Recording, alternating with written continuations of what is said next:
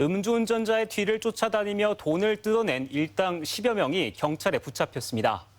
음주운전도 잘못이지만 신고를 하겠다고 협박해 돈을 뜯는 수법으로 수천만 원을 갈취한 겁니다. 이들은 은행 거래가 서툰 장애인까지 범행의 대상으로 삼아 돈을 챙겼습니다. 정자형 기자입니다. 늦은 밤 2차선 도로를 달리던 차량 뒤로 흰색 SUV 한 대가 상향등을 켜고 따라 붙습니다. 달리던 차를 멈춰 세우더니 남녀 2명이 차에서 내려 운전자와 실랑이를 합니다. 60대 남성 운전자가 다시 차를 출발시키려 하자 차에 몸을 가져다 대며 다친 듯한 행동을 하기도 합니다. 애들 술 먹었지.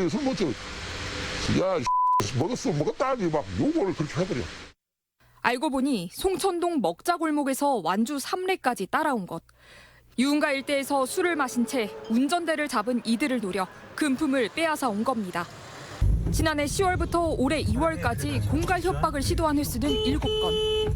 모두 7천만 원에 달하는 돈을 요구했던 것으로 확인됐습니다.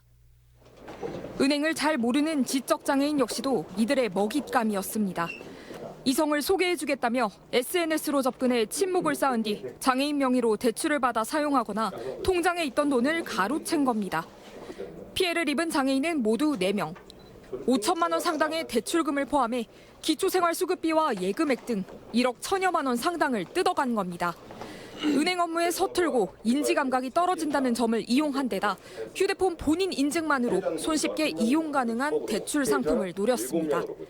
피해자들은 본인 명의 계좌는 하나도 사용하지 않았고요. 피해자들의 명의 계좌나 또는 페이 서비스를 이용해서 여러 단계 송금하는 과정을 거쳐서 자금 세탁을 하였습니다.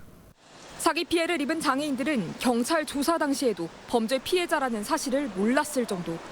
경찰이 파악한 공갈 사기 일당은 10대부터 30대까지 남녀 15명, 학교 선후배와 지인 등입니다.